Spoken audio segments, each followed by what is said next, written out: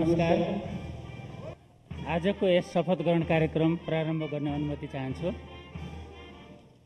सम्माननीय राष्ट्रपतिज्यू, सम्माननीय उपराष्ट्रपतिज्यू, नवनियुक्त सम्माननीय प्रधानमन्त्रीज्यू, सम्माननीय प्रधान न्यायाधीशज्यू, सम्माननीय सभामुखज्यू, राष्ट्रिय सभाका सम्माननीय अध्यक्षज्यू, नवनियुक्त माननीय उपप्रधानमन्त्रीज्यू, मन्त्री परिषदका पूर्व अध्यक्षज्यू, संविधान सभाका अध्यक्षज्यू, नवनियुक्त माननीय मन्त्रीज्यूहरू, नवनियुक्त माननीय राज्यमन्त्रीज्यूहरू, राजनीतिक दलका नेताज्यूहरू, राष्ट्रिय योजना आयोगका माननीय उपाध्यक्षज्यू, संवैधानिक निकायका माननीय प्रमुखज्यूहरू, माननीय महाधिवक्ताज्यू, श्रीमान मुख्य सचिवज्यू, श्रीमान प्रधान सेनापतिज्यू, नेपाल सरकारका सचिवज्यूहरू, सुरक्षा निकायका प्रमुखज्यूहरू, आमन्त्रित सम्पूर्ण विशिष्ट महानुभावहरू, सञ्चारकर्मीज्यूहरू,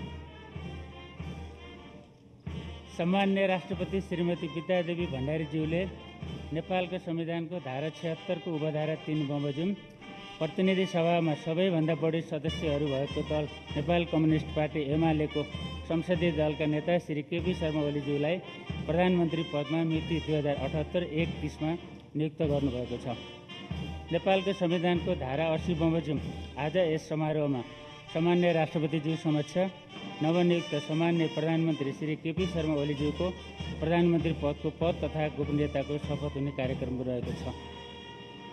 यस कार्यक्रमका लागि आयोजित समारोहमा राष्ट्रपतिको कार्यालयको आमन्त्रणलाई स्वीकार गरी उपस्थित हुनुभएका सम्पूर्ण विशिष्ट महानुभावहरूमा म हार्दिक स्वागत गर्दछु। अब म सम्माननीय राष्ट्रपतिज्यू समक्ष प्रधानमन्त्री पदको पद तथा गोपनीयताको शपथ लिन नवनियुक्त सम्माननीय प्रधानमन्त्री श्री केपी शर्मा ओलीज्यूलाई अनुरोध गर्दछु।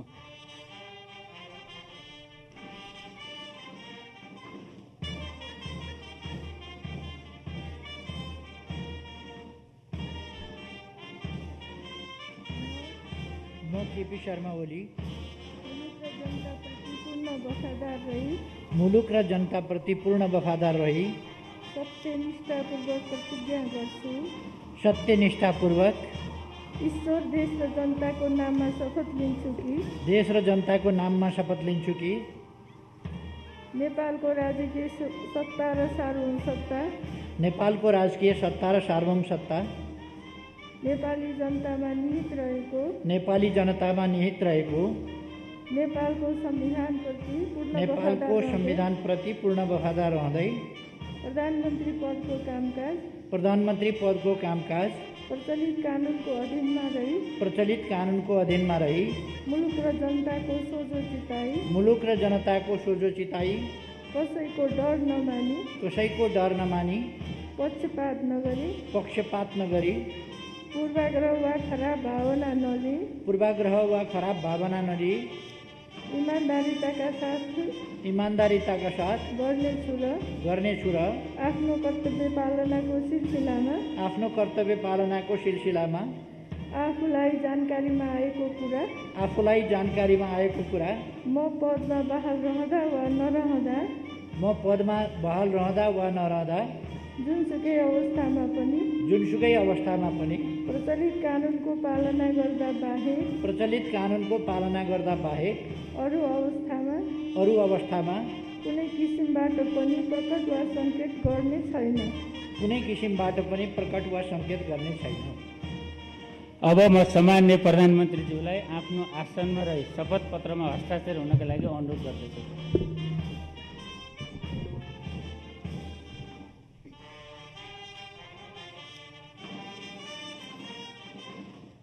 माननीय प्रधानमन्त्री श्री केपी शर्मा ओलीज्यूबाट प्रधानमन्त्री पदको पद तथा गोपनीयताको शपथ लिने काम सम्पन्न भएको छ।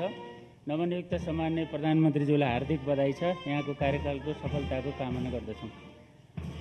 सम्माननीय राष्ट्रपतिज्यूले सम्माननीय प्रधानमन्त्रीज्यूको सिफारिसमा नेपालको संविधानको धारा 76 को उपधारा 9 तथा धारा 78 को उपधारा 1 बमोजिम आजै देहाय बमोजिम मन्त्री परिषद गठन गर्नुभएको छ। कर्मसङ्ख्या, नामथर, पद, कार्यविभाजन।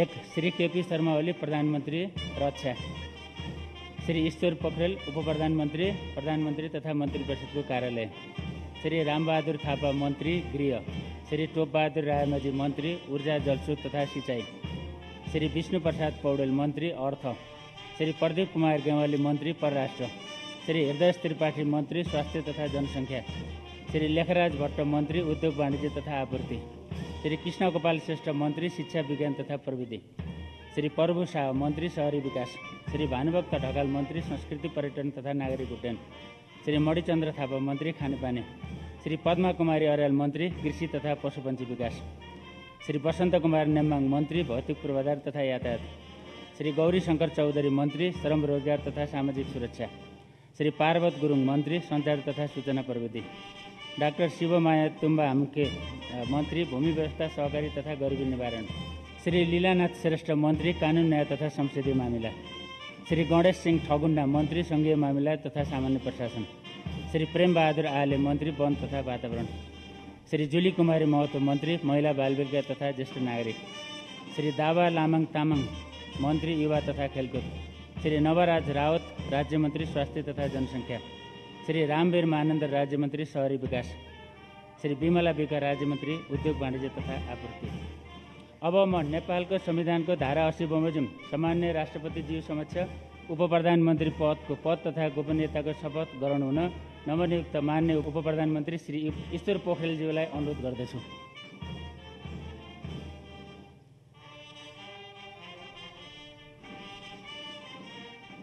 म ईश्वर पोखरेल मुलुक र जनताप्रति पूर्ण वफादार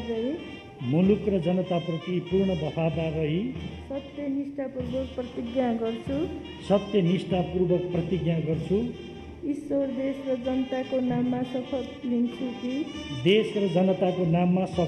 कि नेपालको राजकीय सत्ता र सार्वभौम सत्ता नेपाली जनतामा निहित रहेको नेपालको संविधानप्रति पूर्ण वफादार रहँदै उप प्रधानमन्त्री पदको कामकाज प्रचलित कानुनको अधीनमा रही मुलुक र जनताको सोझो चिताई कसैको डर नमानी पक्षपात नगरी पूर्वाग्रह वा खराब भावना नलिई इमानदारीका साथ गर्नेछु र आफ्नो कर्तव्य पालनाको सिलसिलामा आफूलाई जानकारीमा आएको कुरा म पदमा बहाल रहँदा वा नरहँदा जुनसुकै अवस्थामा पनि प्रचलित कानुनको पालना गर्दा बाहेक अरू अवस्थामा कुनै किसिमबाट पनि प्रकट वा सङ्केत गर्ने छैन। अब म नवनियुक्त मान्य उप प्रधानमन्त्रीज्यूलाई आफ्नो आसनमा रही शपथ पत्रमा हस्ताक्षर गरिदिनु हुनका लागि अनुरोध गर्दछु।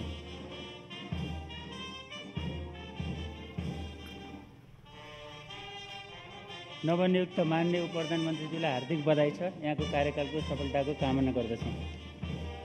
अब म नेपालको संविधानको धारा 80 बमोजिम सामान्य राष्ट्रपतिज्यू समक्ष मन्त्री पदको पद तथा गोपनीयताको शपथ ग्रहण हुन नवनियुक्त माननीय मन्त्रीज्यूहरू श्री रामबहादुर थापा, श्री टोपबहादुर रायमाझी, श्री विष्णुप्रसाद पौडेल, श्री प्रदीप कुमार गेवाली, श्री हृदय त्रिपाठी, श्री लेखराज भट्ट, श्री कृष्ण गोपाल श्रेष्ठ, श्री प्रभु शाह, श्री भानुभक्त ढकाल, श्री मणिचन्द्र थापा, श्री पद्मा कुमारी अर्याल, श्री वसन्त कुमार नेम्बाङ, श्री गौरी शङ्कर चौधरी, श्री पार्वत गुरुङ, डाक्टर शिवमाया तुम्बा हाम्के,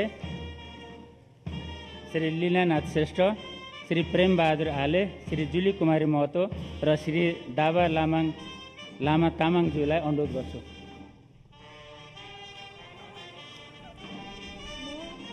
म प्रेमबहादुर थापा मुलुक र जनताप्रति पूर्ण वफादार रही सत्यनिष्ठापूर्वक प्रतिज्ञा गर्छु। ईश्वर देश र जनताको नाममा शपथ लिन्छु कि नेपालको राजकीय सत्ता र सार्वभौमसत्ता नेपालको राष्ट्रिय सत्ता र सार्वभौमसत्ता नेपाली जनतामा निहित रहेको नेपाली जनतामा निहित रहेको नेपालको संविधानप्रति पूर्ण वफादार रहँदै नेपालको संविधानप्रति पूर्ण वफादार रहँदै मन्त्री पदको कामकाज मन्त्री पदको कामकाज प्रचलित कानुनको अधीनमा रही प्रचलित कानुनको अधीनमा रही मुलुक र जनताको सोझो चिताई मुलुक र जनताको सोझो चिताई कसैको डर नमानी कसैको डर नमानी पक्षपात नगरी पूर्वाग्रह वा खराब भावना नलिई पूर्वाग्रह वा खराब भावना नलिई इमान्दारिताका साथ गर्नेछु र आफ्नो कर्तव्य पालनाको सिलसिलामा आफूलाई जानकारीमा रहेको कुरा म पदमा बहाल रहँदा वा नरहँदा जुनसुकै अवस्थामा पनि प्रचलित कानुनको पालना गर्दा बाहेक अरू अवस्थामा कुनै किसिमबाट पनि प्रकट वा सङ्केत गर्ने छैन।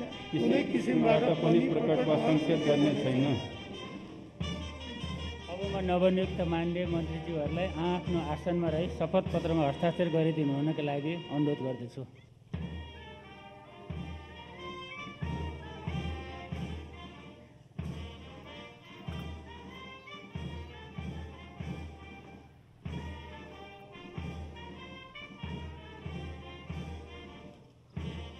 नवनियुक्त मान्य मन्त्रीज्यूहरूलाई हार्दिक बधाई छ। यहाँहरूको कार्यकालको सफलताको कामना गर्दछु।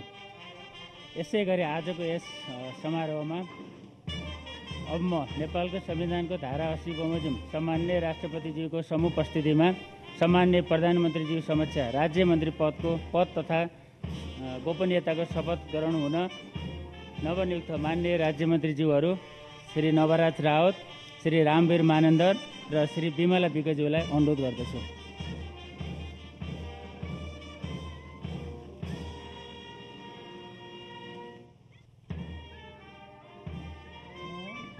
म रामवीर मानन्दर मुलुक र जनताप्रति पूर्ण वफादार रही सत्यनिष्ठापूर्वक प्रतिज्ञा गर्छु ईश्वर देश र जनताको नाममा शपथ लिन्छु कि नेपालको राजकीय सत्ता र सार्वभौमसत्ता नेपाली जनतामा निहित रहेको नेपालको संविधानप्रति पूर्ण वफादार रहँदै राज्यमन्त्री पदको कामकाज प्रचलित कानुनको अधीनमा रही मुलुक र जनताको सोझो चिताई कसैको डर नमानी पक्षपात नगरी पूर्वाग्रह वा खराब भावना नलिई इमान्दारिताका साथ गर्नेछु र आफ्नो कर्तव्य पालनाको सिलसिलामा आफूलाई जानकारीमा आएको कुरा म पदमा बहाल रहँदा वा नरहँदा जुनसुकै अवस्थामा पनि प्रचलित कानुनको पालना गर्दा बाहेक अरू अवस्थामा कुनै किसिमबाट पनि प्रकट वा सङ्केत गर्ने छैन। अब म नवनियुक्त मान्य राज्यमन्त्रीज्यूहरूलाई आफ्नो आसनमा रही शपथ पत्रमा हस्ताक्षर गरिदिनु हुनुको लागि अनुरोध गर्दछु। नवनियुक्त मान्य राज्यमन्त्रीज्यूहरूलाई हार्दिक बधाई छ। यहाँहरूको कार्यकालको सफलताको कामना गर्दछु। यस सँगसँगै आजको यो शपथ ग्रहण कार्यक्रम यहीँ सम्पन्न भएको बेहोरा निवेदन गर्दछु। कोभिड-19 को महामारीको कारणले गर्दा शपथ ग्रहण कार्यक्रम छोटो बनाइएको यो भएर सादर निवेदन गर्दछु। धन्यवाद। नमस्कार।